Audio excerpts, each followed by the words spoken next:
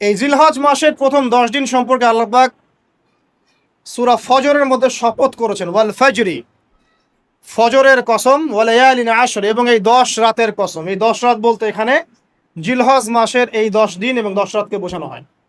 আল্লাহ পাকের কাছে এই 10 দিন অর্থাৎ জিলহজ মাসের প্রথম 10 দিনের নেক আমল যত বেশি প্রিয়, আল্লাহর কাছে জিলহজ মাসের প্রথম 10 দিনের নেক আমল যত বেশি প্রিয়, অন্য কোনো আমল এত বেশি প্রিয় না। অন্য কোনো আমল, এটা বুঝতে গিয়ে সাহাবায়ে কেরাম প্রশ্ন করছেন, ক্বালু, তারা বলছেন, ইয়া রাসূলুল্লাহ, হে আল্লাহর রাসূল, বলুন সাল্লাল্লাহু আলাইহি ওয়াসাল্লাম, ওয়ালাল জিহাদু ফি সাবিলিল্লাহ, আল্লাহর পথের জিহাদও কি নয়? আমরা তো জানি ইসলামের সর্বোচ্চ চূড়া হচ্ছে আল্লাহর পথের জিহাদ। তো নবী সাল্লাল্লাহু আলাইহি ওয়াসাল্লাম বলছেন, ওয়ালাল জিহাদু ফি সাবিলিল্লাহ, আল্লাহর পথের জিহাদও নয়, আল্লাহর পথের জিহাদও নয়, ইল্লা, তবে ওই ব্যক্তির কথা ভিন্ন, রাজুলুন খরাজা বিনাফসিহি ওয়া মালিহি ফালাম ইয়ারজি মিন যালিকা বিশাই, কোন একজন ব্যক্তি যে তার জান এবং তার মাল নিয়ে আল্লাহর পথে বেরিয়ে গেছে, তারপরে কোনো কিছু নিয়ে সে ফিরে আসতে পারে নাই, মানে সে শহীদ হয়ে গেছে, এই ব্যক্তির কথা ভিন্ন। কিন্তু অন্য যে কোনো দিনের আমলের চাইতে এই 10 দিনের নেক আমল আল্লাহর কাছে সবচেয়ে বেশি প্রিয়। তাহলে আমরা বুঝতে পারলাম, আমরা যে 10 দিনে এখন বসবাস করছি, জিলহজ মাসের আজকে কয় তারিখ? 1 তারিখ। এই যে আল্লাহ পাক নিয়ামতের সাথে আমাদেরকে বাঁচিয়ে রেখেছেন, এই 10 দিন আমল করার সুযোগ দিয়েছেন, এই কৃতজ্ঞতা স্বীকার করে আমরা কিন্তু শেষ করতে পারবো না। পারবো না। প্রশ্ন হচ্ছে যে এই 10টা দিন আমরা কিভাবে কাজে লাগাতে পারি। আমি সেদিকেই যাব ইনশাল্লাহ। তার আগে এই দিনগুলো সম্পর্কে আর কয়েকটা ফজিলতের হাদিস শুনিয়ে দিচ্ছি। তিরমিজি, ইবনে মাজাহ, মিশকাতের 128 পৃষ্ঠা একটা হাদিস এসেছে। আবু হুরায়রা রাদিয়াল্লাহু আনহু থেকে বর্ণিত, নবী করিম সাল্লাল্লাহু আলাইহি ওয়াসাল্লাম বলেছেন যে দিনসমূহের মধ্যে এমন কোনো দিন নাই, আল্লাহর দিনগুলোর মধ্যে এমন কোনো দিন নাই যেদিন ইবাদত করা আল্লাহর কাছে জিলহজের 10 দিনের ইবাদতের চেয়ে বেশি প্রিয়। কথা বুঝতে পারছেন? এরপরে নবী সাল্লাল্লাহু আলাইহি ওয়াসাল্লাম বলছেন, ইয়াদুলু সিয়ামু কুল্লি সিয়ামিন মিনহা বিসিয়ামি সানাতিন, এই 10 দিনের একটা সিয়াম বা একটা রোজা 1 বছর রোজা রাখার সমান। এই 10 দিনের একটা রোজা 1 বছর রোজা রাখার সমান। ওয়া কিয়ামু কুল্লি লাইলাতিন ফিহা বিকিয়ামি লাইলাতিল কদর, এবং এই 10 রাতের এক রাতের কিয়াম লাইলাতুল কদরের কিয়ামের সমান। আর আমরা জানি লাইলাতুল কদর সম্পর্কে আল্লাহ পাক কি বলেছেন, লাইলাতুল কদরি খায়রুম মিন আলফি শাহর, 1000 মাসের ইবাদতের চেয়ে উত্তম। তাহলে আমরা বুঝতে পারছি যে এই 10 দিন 10 রাত কি আমল করতে হবে, এই হাদিসটা বলে দিচ্ছে, সিয়াম এবং কিয়াম। 10টা সিয়াম না পড়েন, অ্যাটলিস্ট 3টা সিয়াম পারা যাবে ইনশাআল্লাহ। পারা যাবে না? একটা সোমবার পাবো সামনে আমরা, ওটা রাখা যাবে ইনশাআল্লাহ। একটা বৃহস্পতিবার পাবেন, সেটাও রাখা যাবে ইনশাআল্লাহ। আর আরাফার সিয়াম পাবেন ইনশাআল্লাহ। আরাফার সিয়াম রাখলে আগের 1 বছর, পরের 1 বছর, 2 বছরের গুনাহ মাফ হয়ে যাবে ইনশাআল্লাহ আযজা ওয়া জাল। আর কিয়াম সম্পর্কে আমি সামনে বলছি ইনশাআল্লাহ তাআলা। এরপরে বাইহাকির একটা বর্ণনা আছে যে জিলহজ মাসের প্রথম দশকের রাতে,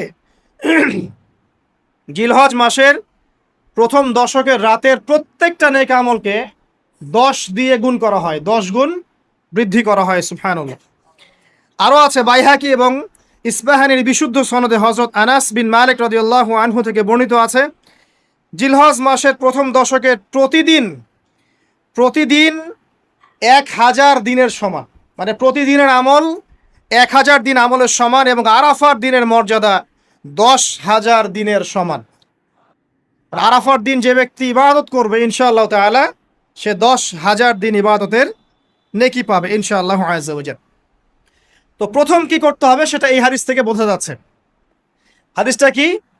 উম্মে সালামা রাদিয়াল্লাহু আনহা থেকে বর্ণিত, নবী সাল্লাল্লাহু আলাইহি ওয়াসাল্লাম বলছেন যে জিলহজ মাসের চাঁদ যে ব্যক্তি দেখবে, সে যেন তার নখ এবং তার চুল এগুলো যেন আর না কাটে। চাঁদ দেখে ফেলেছেন, কুরবানি করা পর্যন্ত এখন চুল আর নখ যেন সে না কাটে। যদি না কাটেন তাহলে কি হবে? আপনি একটা পূর্ণাঙ্গ কোরবানির নেকি পাবেন ইনশাআল্লাহ। আর একটা কোরবানির নেকি কি জানেন? কুরবানির পশুর গায়ে যতগুলো লোমকূপ আছে ততগুলো নাকি আপনার আমল নামায় যুক্ত হবে ইনশাআল্লাহ আজ্জা ওয়া জাল। এগুলো হাদিস। এখন আমরা প্র্যাকটিক্যাল কিছু কথায় আসি যে কিভাবে আমরা এই 10টা দিনকে কাজে লাগাতে পারি। আমি সবার আগে দোয়া করছি আল্লাহ পাক যেন আমাকে সবার আগে এর উপর আমল করা তৌফিক দান করেন, আমার পরিবারকে তৌফিক দান করেন এবং অতঃপর আপনাদের সবাইকে যেন আল্লাহ পাক এই তৌফিক দান করেন, আমিন। 1 নাম্বার, যদিও কাজটা খুব ডিফিকাল্ট এবং এই যুগে এই জেনারেশনের জন্য কাজটা অনেক বেশি ডিফিকাল্ট, অলমোস্ট ইম্পসিবলের মতো, সেটা হচ্ছে এশার নামাজের পরপর ঘুমিয়ে যাওয়া। তাই না ভাই?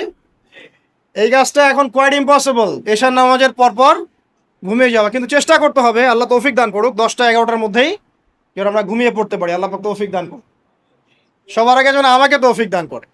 কোনো কোনো রাত এমনও কেটে যায় ফজরের নামাজ পড়তে হবে জন্য সারা রাত জেগে থাকতে হচ্ছে। আর আমাদের সময়ে বারাকা কমে গেছে, জানেন? আমাদের সময়ের মধ্যে বারাকা কমে গেছে, এটাও কিয়ামতের সাইন।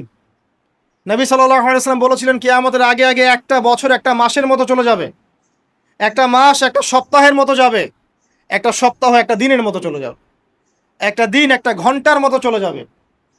তাই হচ্ছে না এখন? এই 7 দিন আগে আমরা জুমা পড়লাম, দেখেন 7 দিন। এই যে গত কয়দিন আগেই আপনি কুরবানির পশু জবাই করলেন, আবার কুরবানির ঈদ আপনার সামনে।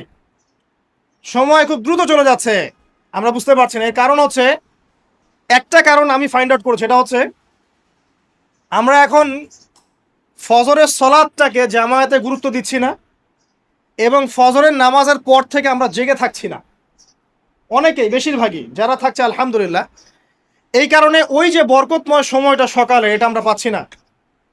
এই কারণে দিনটা আমাদের ছোট হয়ে আসছে, দিনে কাজগুলো আমরা শেষ করতে পারছি না, রাত জাগতে হচ্ছে। আর রাত জাগলে তো ফজরে ওঠা সম্ভব হচ্ছে না। সো এই সমস্যাটা হচ্ছে ফজর কেন্দ্রিক, ফজরটাকে গুরুত্ব দিতে হবে সবচেয়ে বেশি। আল্লাহ পাক আমাকে তৌফিক দেখ, আপনাদের সবাইকে তৌফিক দান করুন। এই 10টা দিন আমরা প্র্যাকটিস করবো ইনশাআল্লাহ। রমাদান মাসে আমরা যেমন প্র্যাকটিস করেছিলাম 1 মাস আল্লাহর আনুগত্যের, এই 10টা দিন উৎসবের উৎসাহ নিয়ে আমরা আবার প্র্যাকটিস করবো ইনশাআল্লাহু আজ্জা ওয়া জাল। আর এই বিষয়গুলো বেশি বেশি প্রচার করবেন অনলাইনে, কারণ আমাদের জাতিটা, আমি জানি না সৌভাগ্য না দুর্ভাগ্য, আমরা খুব ইস্যু পাগল জাতি। ইস্যু একটা ধরিয়ে দিবেন, এটা নিয়ে রাস্তা থাকবে, যে কোনো ইস্যু। নবী সাল্লাল্লাহু আলাইহি সাল্লামকে অবমাননা করা হয়েছিল, এখন কয়জনের মনে আছে? মনে আছে কয়জনের? তারপরে ইস্যু চলে আসলো বন্যা, এখন কয়জনের মনে আছে যে বন্যা হয়েছিল? এখন আছে সেতু, এটা নিয়ে সবাই কথাবার্তা বলছে। এরপরে দেখবেন আরেকটা নতুন ইস্যু, সেতুর কথা মানুষ ভুলে যাবে। আমরা কেন জানি সাইকোলজিক্যালি এমন হয়ে গেছে যে ইস্যু একটা ধরিয়ে দিলেই 5 দিন 7 দিন 10 দিন কথা বলতে থাকি, আবার ইস্যুও শেষ, কথা বলাও শেষ, মানুষ ভুলে যায়। তো এই কারণে মনে করিয়ে দেওয়ার স্বার্থে জিলহজের 10 দিনের ফজিলত আমাদের সবাইকে মনে করিয়ে দেওয়া লাগবে, ঠিক আছে? অনলাইন অফলাইনে সবাই প্রচার করবেন। এই 10 দিন নেক আমলের জন্য একটা উৎসবের উপহার আল্লাহর পক্ষ থেকে। এই 10টা দিন যেন আমরা আল্লাহর পক্ষ থেকে এই উপহারকে কাজে লাগাই, বেশি বেশি নেক আমল করি, পরকালকে গুছিয়ে নেই।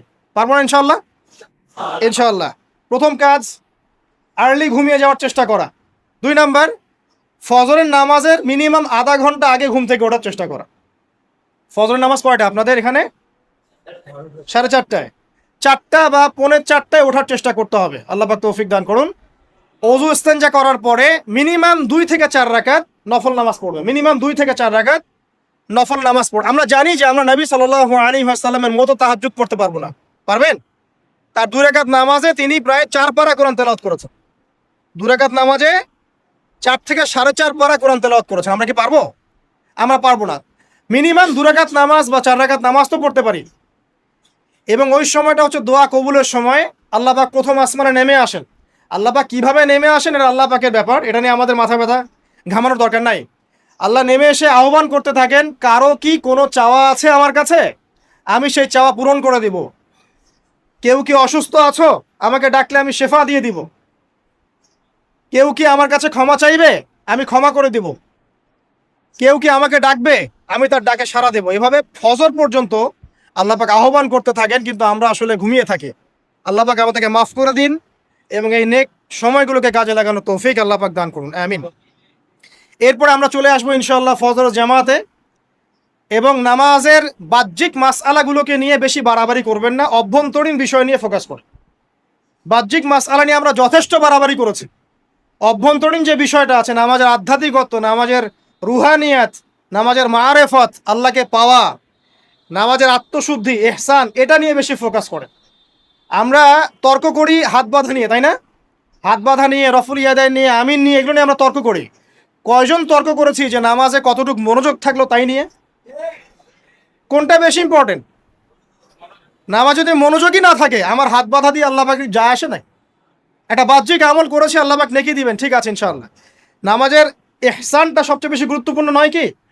ফাওয়াইলুল লিল মুসাল্লিন আল্লাযীনা হুম আন সালাতিহিম সাহুন, যারা নামাজ সম্পর্কে উদাসীন। তো নামাজে দাঁড়িয়ে যদি আমি সারা দুনিয়ার বিষয় চিন্তা করতে শুরু করি, তাহলে আমার হাত কোথায় বাঁধলাম এটা কি আল্লাহ পাক দেখবেন? আল্লাহ পাক আমাদেরকে বোঝার তৌফিক দান করুন যে মূল বিষয় কোনটা সেটা নিয়ে ফোকাস করি। আমরা মুসলিমরা জাতি হিসাবে এখন মূল বিষয়গুলোকে বাদ দিয়ে গৌণ বিষয় নিয়ে বেশি ফোকাস করি। এটা আমাদের অধঃপতনের অন্যতম একটা কারণ। আল্লাহ পাক আমাদেরকে বোঝার তৌফিক দান করুন, আমিন। জামাতে নামাজ পড়ার পরে আপনারা চলে যাবেন না হুট করে, এখানে বসে থাকবেন। বসে বসে তাসবিহ তাহলিল করবেন, জিকির আজগার করবেন। খুব কমন তাসবিহ আছে কিছু, আয়াতুল কুরসি পড়বেন একবার, সূরা ফালাক, ইখলাস, নাস 3 বার করে পড়বেন। তারপরে আল্লাহুম্মা আনতাস সালাম ওয়া মিনকাস সালাম তাবারাকতা ইয়া যাল জালালি ওয়াল ইকরাম পড়বেন। আল্লাহুম্মা আইন্নি আলা যিকরিক ওয়া শুকরিকা ওয়া হুসনি ইবাদাতিক পড়বেন। আল্লাহুম্মা ইন্না নাসআলুকা ইলমান নাফিআন ওয়া আমালান মুতাকাব্বালান ওয়া রিজকান তাইয়্যিবা, এটা পড়বেন। দরুদ শরীফ পড়বেন 10 বার।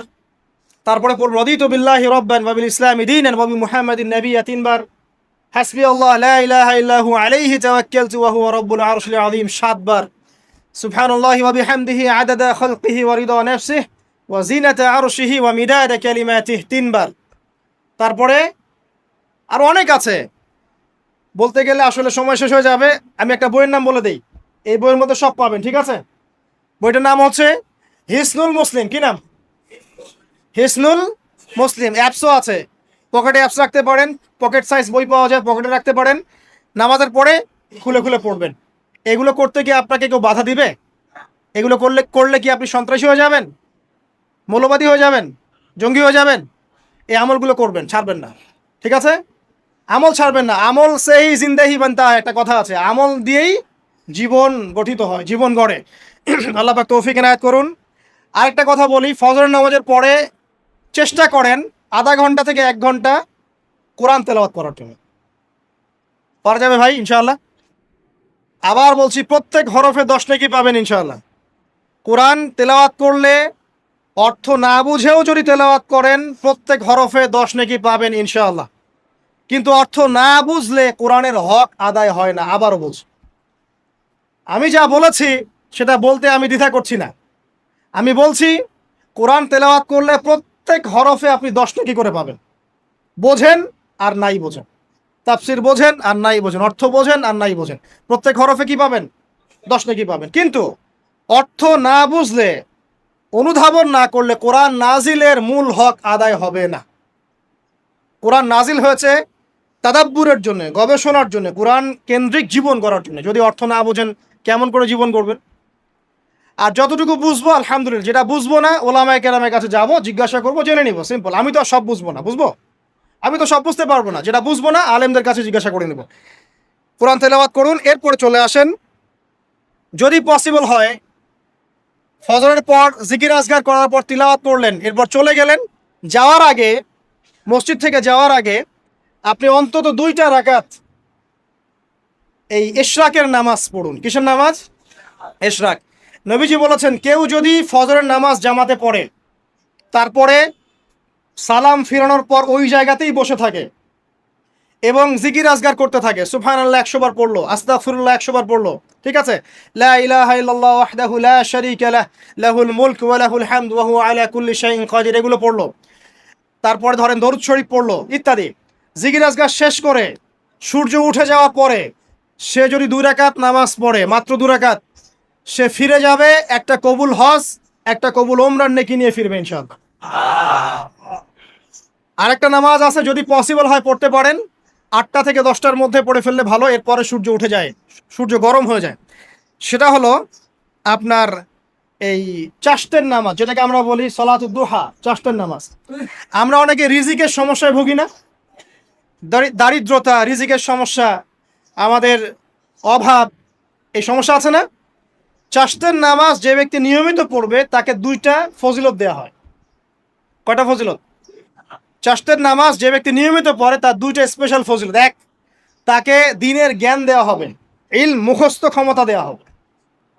আপনি হিফজ ক্ষমতা বেড়ে যাবে, কোরআন সুন্নাহ মুখস্থ রাখতে পারবেন ভালো ইনশাআল্লাহ, আল্লাহর পক্ষ থেকে বুঝ দেওয়া হবে।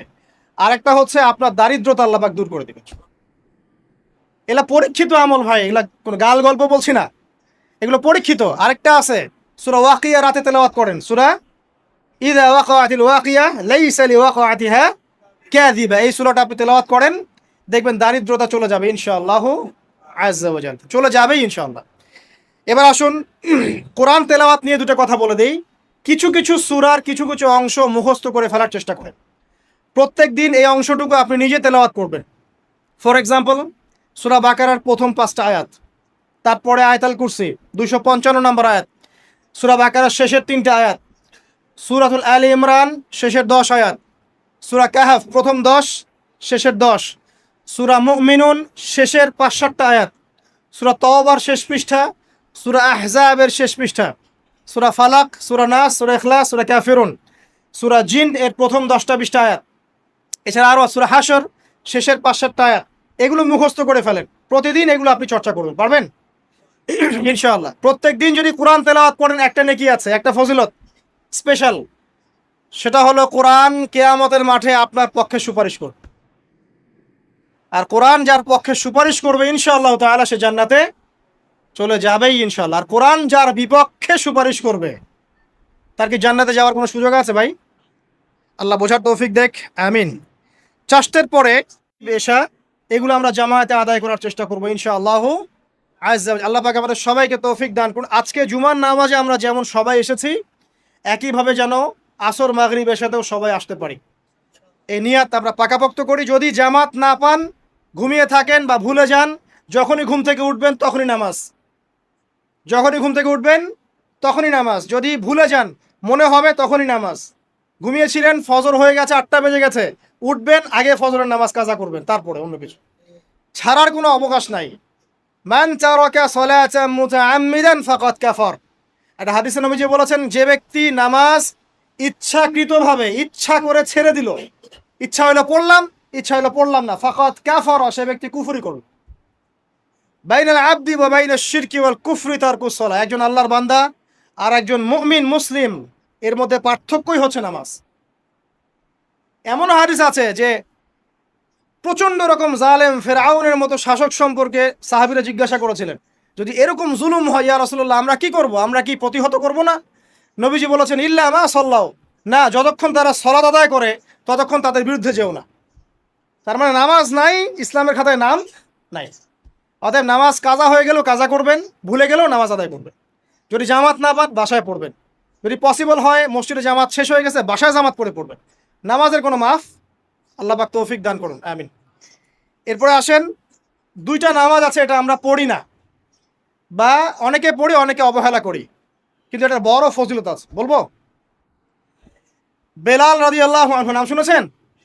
যখনই নবী সাল্লাল্লাহু আলাইহি ওয়াসাল্লাম জান্নাতে যেতেন, মানে জান্নাত আল্লাহ পাক তাকে দেখাতেন, তখনই তিনি তার বেলাল রাদিয়াল্লাহু আনহুর পায়ের শব্দ শুনতে পারতেন। বেলাল রাদিয়াল্লাহু আনহুর পায়ের শব্দ তিনি শুনতে পারতেন। আর একজন যোগ্য নেতা যিনি, তিনি তার অনুসারীর পায়ের শব্দও চিনেন। কথা বুঝতে পারছেন? আচ্ছা, গলার ভয়েসও চিনেন। তো বেলাল রাদিয়াল্লাহু আনহুকে তিনি জিজ্ঞাসা করলেন, ইয়া হে বেলাল, তুমি কি এমন আমল করো যার ফলশ্রুতিতে তুমি জান্নাতে আমার সামনে সামনে হাঁটছো? সুবহানাল্লাহ। কোন বেলাল? যিনি একজন কৃতদাস ছিলেন, নিগ্রো, কালো, দেখতে হয়তো আপনার আমার মতো সুন্দর না, তাই না?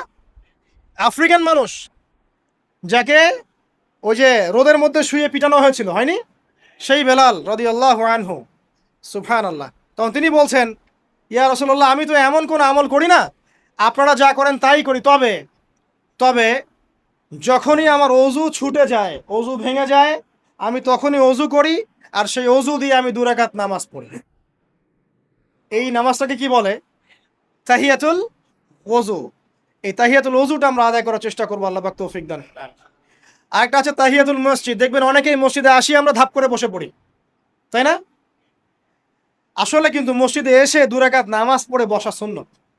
মসজিদে একটা হক আছে, মসজিদে আসলেন 2 রাকাত নামাজ পড়লেন, সংক্ষিপ্ত আকারে পড়লেন, পড়ে বসবেন। এটা করা উচিত। আল্লাহ পাক তৌফিক এনায়েত করুন, আমিন। এরপরে আসেন, এই 10 দিন কি করব আমরা? এগুলোর পাশাপাশি বেশি বেশি তাকবীর দিবেন। তাকবীর মানে আল্লাহু আকবার, আল্লাহু আকবার, লা ইলাহা ইল্লাল্লাহ, আল্লাহু আকবার, আল্লাহু আকবার, ওয়ালিল্লাহিল হামদ। সাহাবীদের মধ্যে আবু হুরায়রা রাদিয়াল্লাহু আনহু, আব্দুল্লাহ ইবনে আব্বাস, আব্দুল্লাহ বিন ওমর, এই বিখ্যাত সাহাবীরা যখন এই 10 দিনে উপস্থিত হতেন, তারা বাজারে গেলেও তারা বাজারে গিয়ে তাকবীর দিতেন জোরে জোরে।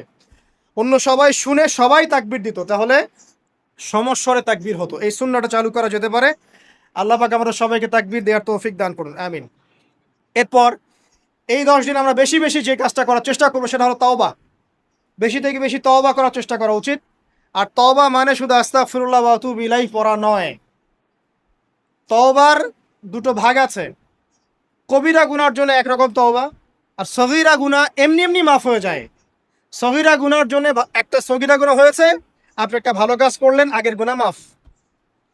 একটা গুনাহ হয়েছে, আপনি ওযু করলেন, চোখের হাতের সব গুনাহ মাফ। একটা গুনাহ হয়েছে, আপনি সদকা করলেন, গুনাহ মাফ। মানে গুনাহ মাফের অনেক সুযোগ আছে, কিন্তু কবিরা গুনাহ মাফের শর্ত আছে। শর্ত কি? 1 নাম্বার, পাক্কা নিয়াত করা যে আর কোনোদিন এই কাজটা করবো না ইনশাআল্লাহ। 2 নাম্বার, ইচ্ছা করে ওই পাপে আর লিপ্ত না হওয়া। এবং 3 নাম্বার, নিজে এই পাপের জন্য কান্নাকাটি করা, অনুতপ্ত থাকা, তাহলে ইনশাআল্লাহ মাফ হয়ে যাবে। আরেকটা শর্ত আছে, যদি পাপটা অন্য কারোর সাথে সম্পৃক্ত হয়, যেমন ধরেন কারো টাকা মেরে দিয়েছেন, টাকা শোধ করেন নাই, যেটা আমাদের সমাজে ট্রেডিশন হয়ে গেছে এখন। জমি মেরে দিয়েছেন, শোধ করছেন না, মান সম্মানের হানি করছেন, মিথ্যা অপবাদ দিচ্ছেন। হ্যাঁ, এক কথায় মানুষের সাথে সম্পৃক্ত হক, মানুষের ক্ষতি করেছেন আপনি। তখন কি করতে হবে? তখন ওই মানুষের কাছে গিয়ে ক্ষমা নিতে হবে। খুব ডিফিকাল্ট, এবং এটার জন্য একটা বড় মনের দরকার আছে, মনের স্বচ্ছতার দরকার আছে। ভাই, আমি তোমার টাকা ধার নিয়েছিলাম, দেই নাই, এই নাও টাকা, শোধ করে দিলাম। ভাই, আমি তোমাকে ভালো মন্দ বলেছিলাম, তোমার গীবত করেছি, আল্লাহ তোমাকে মাফ করে দেয়, তুমি আমাকে মাফ করে দাও। খুব ডিফিকাল্ট না এগুলা? এগুলা করতে হলে বড় মন লাগবে। আর যদি এগুলো আমরা না করতে পারি, তাহলে সমস্যা আছে। কিয়ামতের মাঠে আল্লাহ পাক ধরবেন, এবং যারা হকগ্রস্ত এদেরকে দাঁড় করাবেন। কিয়ামতের মাঠে নিজের নেকি তাকে দিয়ে ঋণ শোধ করতে হবে, অথবা তার গোনাহ নিজের আমল নামে নিয়ে ঋণ শোধ করতে হবে। কোনটা বেটার বলেন? দুনিয়াতে ছোট হওয়া না পরকালে ছোট হওয়া? তাই আমরা সবাই সবার কাছে মাফ চেয়ে নেই, যে আল্লাহ পাক আমরা সবাইকে মাফ করে দেখ। যদি আমি আপনাকে কষ্ট দিই, আপনি আমাকে মাফ করে দেন। যদি আপনি আমাকে কষ্ট দিয়ে থাকেন, আমি আপনাকে মাফ করে দিলাম। এই বিষয়ে চলে আসেন। আল্লাহ পাক তৌফিক দান করুন, আমিন। আর একটা তওবা করুন, আস্তাগফিরুল্লাহাল্লাযী লা ইলাহা ইল্লা হুয়াল হাইয়ুল কাইয়্যুম ওয়া আতুবু ইলাইহি। দিনে 70 বার বা 100 বার, দিনে 70 বার বা 100 বার। যদি না পারেন, অ্যাটলিস্ট এতটুকু বলবেন, আস্তাগফিরুল্লাহ ওয়া আতুবু ইলাইহি, আস্তাগফিরুল্লাহ ওয়া আতুবু ইলাইহি, 70 বার বা 100 বার। এরপরে আসেন, এই 10 দিনের অন্যতম একটা আমল হতে পারে সওম রাখা। যদি পারি এই 10টা দিন সওম রাখবো, যারা পারছি না মিনিমাম 3টা 4টা 5টা অ্যাটলিস্ট রাখবো। আর যারা সেটাও পারছি না, কমপক্ষে আরাফার দিনের সিয়ামটা যেন মিস না যায়, ঠিক আছে? আরাফার দিনের সওম যেন মিস না যায়। আল্লাহ পাক তৌফিক এনায়েত করুন সবাইকে, আমিন। আরাফার দিনের সওম বিগত 1 বছর, আগামী 1 বছরের গুনাহ মাফের কারণ হয়ে যাবে ইনশাআল্লাহ। যত গুনাহ আমরা করেছি 1 বছরে, আরাফার সওম রাখলে সমস্ত গুনাহ মাফ হয়ে যাবে। একটা হাদিসে পড়েছিলাম, ইবলিস আরাফার দিনে সবচাইতে বেশি অনুতপ্ত হয়, মানে হতাশায় ভোগে। একটু আগে বললাম না, ইবলিস আমাদের প্রতিবন্ধকতা। সে সবচেয়ে বেশি হতাশায় ভোগে আরাফার দিনে। আরাফার দিনে আল্লাহ পাক কাছাকাছি চলে আসেন, রহমত নাজিল হতে থাকে, সেটা দেখতে পারে। এবং আরাফার দিনে আল্লাহ পাক যত মানুষকে মাফ করে দেন এবং জাহান্নাম থেকে মুক্তি দেন, তা অন্য কোনো দিনে করেন। অগণিত অসংখ্য মানুষকে আল্লাহ পাক আরাফার দিনে মাফ করে দেবেন ইনশাআল্লাহ। অতএব এই দিন সওম রাখতে হবে। কারা সওম রাখবে? যারা হজ করছে না তারা রাখবে, মানে আমরা যারা হজ করতে যেতে পারিনি এবার, তারা রাখবো ইনশাআল্লাহ তাআলা। এছাড়া বেশি বেশি সওম রাখার চেষ্টা করা উচিত এই 10 দিন। ফজিলত একটা হাদিস একটু আগে বলেছি, একটা সওম আপনার কি হবে? 1 বছর সওমের নেকি পাওয়া যাবে ইনশাআল্লাহ তাআলা। হজ এবং উমরা করা, যারা এই 10 দিনে হজ উমরা সুযোগ পেয়েছে, তারা আল্লাহ পাকের মেহমান। আমরা দোয়া করবো আল্লাহ পাক তাদের সবাইকে সুস্থতার সাথে হজ করা তৌফিক দান করুন, এবং আমাদেরকেও জীবনে অন্তত একটাবার হলেও মাকবুল হজ করা তৌফিক আল্লাহ পাক দান করুন, আমিন। এবং একটা হাদিস এসেছে, যে ব্যক্তি বিশুদ্ধভাবে হজ করতে পারে, মাকবুল হজ, মাবরুর হজ, সেই ব্যক্তি ওই দিনের মতো নিষ্পাপ হয়ে যাবে যেদিন তার মা তাকে প্রসব করেছিল। সুবহান। আরও একটা কাজ আছে এই 10 দিনে, সেটা হলো ঈদ উল আজহা এবং কোরবানি। ইনশাআল্লাহ তাআলা নেক্সট যে খুতবা আসবে সেই খুতবায় আমরা কোরবানি, এর মর্ম, এর গভীরতা, এর শিক্ষা নিয়ে আলোচনা করবো ইনশাআল্লাহ। তবে কোরবানির সামনে আছে, এই 10 দিনের মধ্যে আমরা পশু কিনবো। পশু কেনার সময় আপনি আপনার সামর্থ্যের সেরাটা কিনবেন এবং পশুকে কেন্দ্র করে কোনো রকম শো অফ করবেন না। আমারটা 1,60,000, আমারটা 1,80,000, কত ভাই এত, গলায় লটকিয়ে দেওয়া, এইসব কাজ করতে যাবেন না, ঠিক আছে? কিন্তু পশুকে আপনি মহব্বত করবেন, পশুকে নিজ হাতে খাওয়াবেন, পানি পান করাবেন, যাতে তার প্রতি আপনার মহব্বত সৃষ্টি হয়।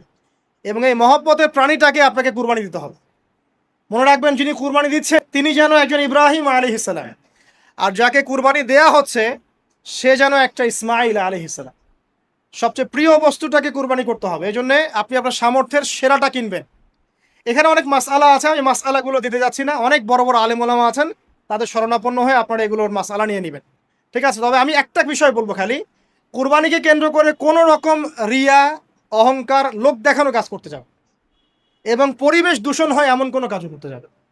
জাস্ট ইসলামের সৌন্দর্য ফুটিয়ে তুলবেন, এর যে হক, মিসকিনের হক, আত্মীয়দের হক, এটা ঠিকঠাক মতো আদায় করবেন। এখানকার গোশত, রক্ত, মাংস কোনো কিছু আল্লাহর কাছে যাবে না, শুধুমাত্র আমার বিশুদ্ধ ইখলাসটাই আল্লাহর কাছে যাবে। অতএব এটা মনে রেখে কোরবানি করা উচিত। আল্লাহ পাক তৌফিক ইনায়াত করুন, আমিন। ইনশাআল্লাহ কোরবানির গভীর শিক্ষা সম্পর্কে আগামী জুমায় কথা হবে। আর সর্বশেষ কথা হলো যে এই কাজগুলো, কোরবানি বলেন, এই যে নামাজ, তাসবিহ, তাহলিল, কোরআন তেলাওয়াত, তওবা, তাকবীর, সওম, এই যে কাজগুলো, এই কাজগুলো পারিবারিকভাবে এবং সামাজিকভাবে করার চেষ্টা করে, তাহলে ইসলামের সংস্কৃতি, হৃদ্যতা, ভালোবাসা ফুটে উঠবে। ইসলামের সৌন্দর্য অমুসলিমদের কাছে পরিস্ফুটিত হবে। ইনশাআল্লাহ দেখবেন এই সৌন্দর্য দেখে তারা ইসলামের পথে ফিরে আসবে ইনশাআল্লাহ। এবং আল্লাহ রাব্বুল আলামিন এই সুযোগটা কাজে লাগিয়ে আমরা যেন আমাদের বিগত গুনাহগুলো মাফ করিয়ে নিতে পারি, বেশি বেশি নেক আমল করতে পারি, এই 10টা দিন কাজে লাগাতে পারি। আল্লাহ পাক আমাদের সবাইকে সে তৌফিক ইনায়াত করুন, আমিন। আকুলু কওলি হাযা আস্তাগফিরুল্লাহ লি ওয়া লাকুম ওয়া লিসাইরিল মুসলিমিন। বারাকাল্লাহু লানা ওয়া লাকুম বিল আয়াতিল হাকীম। ইন্নাহু তাআলা জাওয়াদুন কারীমুন রাউফুর রহিম। সুবহানাকাল্লাহুম্মা ওয়া বিহামদিক, আশহাদু আন লা ইলাহা ইল্লা আনতা আস্তাগফিরুকা ওয়া আতুবু ইলাইক। আসসালামু আলাইকুম ওয়া রাহমাতুল্লাহি ওয়া বারাকাতুহু।